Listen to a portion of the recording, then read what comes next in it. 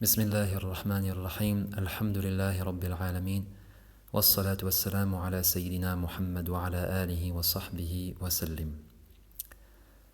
Dossier numéro 1, feuille A1. Donc dans cette leçon, nous allons voir une introduction de Surat al-Fatiha. Et donc je lis Ad-Dars al-Awwal, leçon 1, Surat al-Fatiha. Et nous avons dit la sourate de celle qui ouvre. Al-Fatiha. Al, en arabe, le alif lam, c'est l'article défini. Fatiha vient du verbe fataha. Le verbe fataha qui veut dire ouvrir. Et en arabe, on dit fatih, celui qui ouvre. Et je donne un exemple. Le grand conquérant qui, dans l'histoire, a conquis Constantinople, qui est devenu Istanbul, il s'appelait Muhammad et on l'a appelé Muhammad al-Fatih, donc celui qui a ouvert. Donc il a ouvert les portes de la ville. Et si on rajoute un ta marbouta à la fin, qui est le signe du féminin, on a Fatiha, et donc celle qui ouvre. Et je lis maintenant, cette sourate est donc le prologue, celle qui ouvre le Coran al-Karim, le débute. Elle est aussi celle qui ouvre dans le sens, elle est la clé. Et c'est cette sourate que l'on récite après les invocations, dua, en arabe aussi au pluriel ad'iyah, afin qu'elle soit exaucée. Elle est celle qui ouvre les portes de la réussite, de la facilité, de la guérison, etc. C'est la meilleure sourate du Coran et certains saints avaient l'habitude de la réciter comme un wird, c'est-à-dire à répétition. Wallahu a'lam. On passe maintenant à la feuille A2.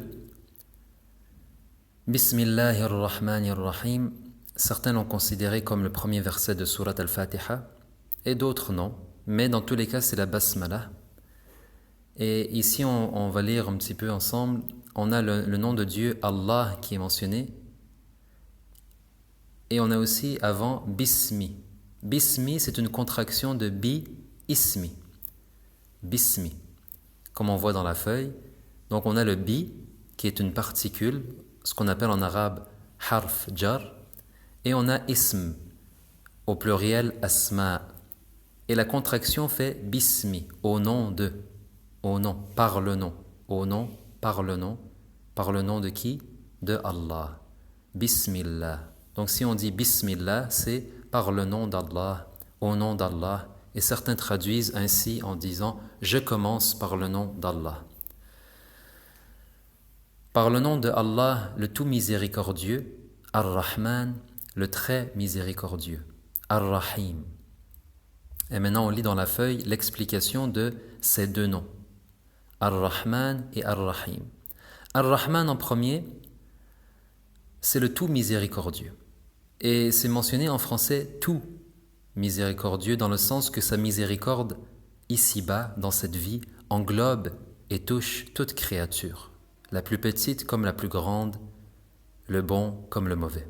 Exemple, une mère qui allaite, des gens qui sont nourris, des enfants guéris, etc. Et concernant une petite note grammaticale ou d'orthographe concernant ce nom, on voit ici que Ar-Rahman, il y a un tout petit alif au-dessus du mim. Et ça, en arabe, ça s'appelle un alif khinjari. Donc, khinjar, ça veut dire poignard. Donc, c'est comme ça, c'est un petit trait qui indique un alif et qui prolonge donc le mim. On a donc Ar-Rahman, qu'on peut aussi écrire comme c'est écrit sur la feuille, avec un alif, comme on connaît. Mais la convention dans l'écriture du Saint-Coran l'écrit plutôt comme on le voit dans le verset. Et finalement, Ar-Rahim, le très miséricordieux. Et donc ici, le mot très, fait référence à la miséricorde et à la clémence éternelle, spécifique, qui sera accordée aux croyants et à la croyante dans l'au-delà. Exemple, la récompense au paradis ou la félicité que vit l'âme du croyant dès la mort du corps. Walhamdulillahi Rabbil Alamin. Et ceci était la partie A qui concerne l'étude du Saint-Coran. Maintenant, on passe à l'étude du premier hadith, donc le dossier B. Et on a al-hadith al-awwal, le premier hadith, et je lis en arabe. عن عمر بن الخطاب رضي الله عنه قال سمعت رسول الله صلى الله عليه وسلم يقول إنما الأعمال بالنيات وإنما لكل امرئ ما نوى. Et donc on voit que le hadith commence par de la part du nom du compagnon. Donc je lis en français maintenant l'explication littéraire, donc mot par mot, de la part de Omar, le fils de Al-Khattab, qu'il a dit: j'ai entendu le messager d'Allah dire: certes, les œuvres sont par les intentions, et pour toute personne ce qu'elle a visé. Autrement dit, certes, les actions, les œuvres ne valent que par leurs intentions, et chaque personne sera jugée selon ses intentions.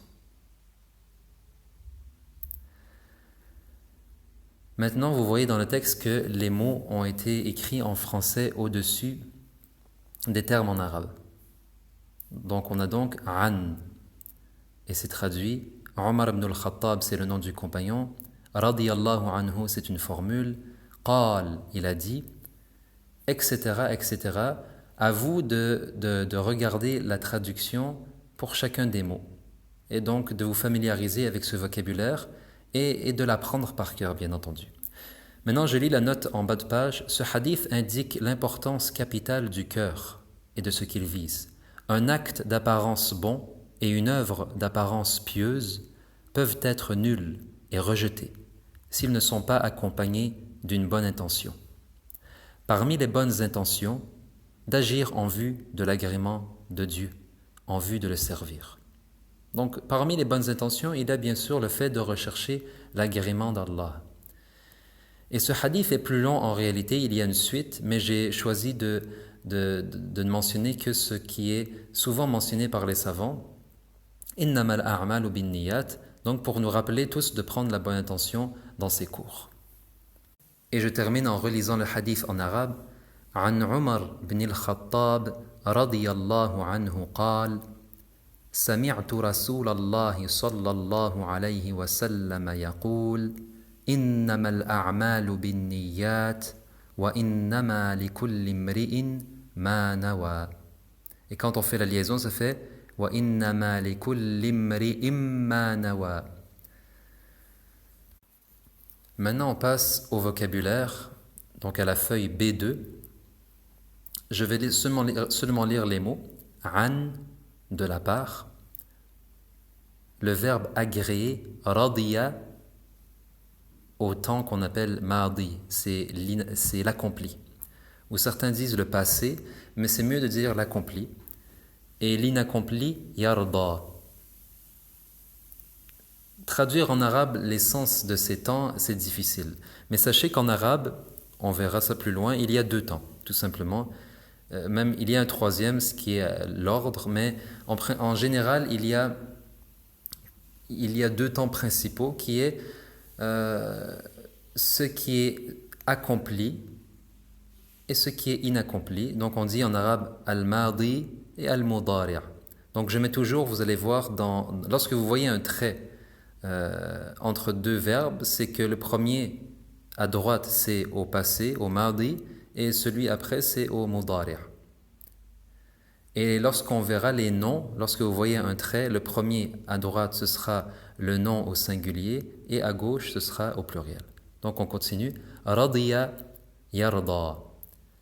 J'ai entendu, sami'tu, du verbe sami'a, yasma'u, entendre. Le mot rasoul, l'envoyé, le messager, du verbe arsala, yursilu. C'est le verbe envoyer. Et je vous cite un exemple du Saint-Coran. قال الله تعالى هو الذي أرسل رسوله بالهدى ودين الحق. Donc Allah dit هو الذي أرسل رسوله بالهدى ودين الحق. Ce qui signifie il est celui هو الذي أرسل qui a envoyé رسوله son messager بالهدى avec la guidée ودين الحق et la religion de vérité. Et la suite maintenant du vocabulaire, la feuille B3, on a le mot acte ou œuvre. Et en arabe, c'est amal. Ou au pluriel, a'mal, comme dans le hadith. Il y a aussi la particule qu'on a déjà vue, bi, qui signifie par. On a ensuite le mot intention, niyya, au singulier, niyyat, au pluriel. On a ensuite la particule li, pour. Et à côté, à droite, on a le mot kull, qui parfois signifie tout, parfois signifie chaque. Et puis on a le mot mar'un, homme, ou au féminin imra'a, imra'atun. Mar'un, imra'atun. Et le mot mar'un veut aussi dire personne, donc dans le sens c'est pas nécessairement masculin, donc mar'un. Comme dans le hadith, le mot qui est utilisé, ça signifie à la fois l'homme et la femme. Et finalement, le verbe nawa, yanwi, qui signifie intentionner, de viser par le cœur, de prendre une intention. Nawa, yanwi.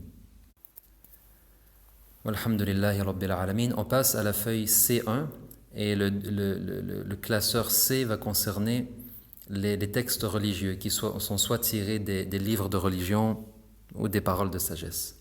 Et on a le premier chapitre du livre qui concerne le minimum obligatoire dans l'école de l'imam al-Shafi'i, un livre écrit par Al-Habib Omar, qui est un savant du Hadramaut. Il a dit Arkanu ad-dini thalathatun. Donc je relis Arkanu ad-dini thalathatun.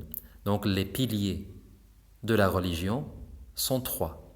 Al-Islamu, wal-Imanu, wal-Ihsan. Tout simplement. Arkanu ad-dini thalatha, al-Islam, wal-Iman, wal-Ihsan.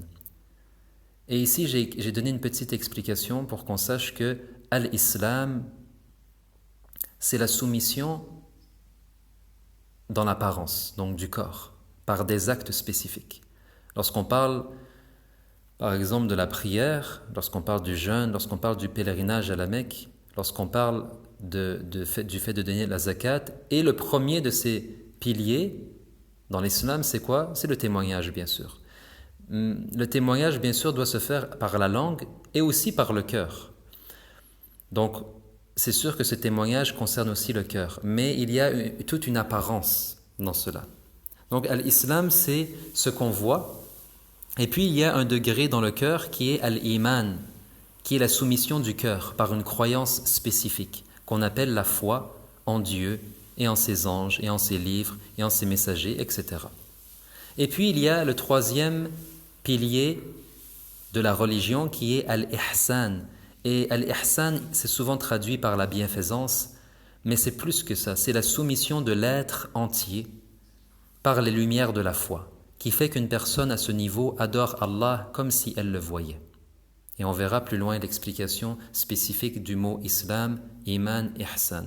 Mais tout simplement, al-ihsan, c'est lorsqu'une personne s'est soumise à Allah dans son apparence et elle s'est soumise à Allah dans son cœur, Allah lui donne, et que Allah nous donne cela, de pouvoir vivre son islam et sa foi par ce degré supérieur qu'on appelle al-ihsan, qui fait qu'elle adore Allah par un état spirituel très profond. Et le prophète, il a décrit cet état en disant « An ta'budallaha ka'annaka tarah » que tu adores Allah comme si tu le voyais. Et on verra plus loin, plus en détail, Inch'Allah, la suite. Walhamdulillahi Rabbil Alamin. Ça complète le dossier numéro 1 pour la première semaine. Et le devoir concernant ce dossier pour vous, c'est de lire, de pratiquer et d'apprendre bien sûr tout le vocabulaire. Il faut que ce vocabulaire, vous le connaissiez sur le bout des doigts. C'est l'objectif. Parce que par la suite, on va faire cette accumulation de vocabulaire qui va faire en sorte que vous allez comprendre de plus en plus à la fois, Inch'Allah, le Coran, les hadiths et les cours de religion. Barakallahu fikum, wassalamu alaikum wa rahmatullah.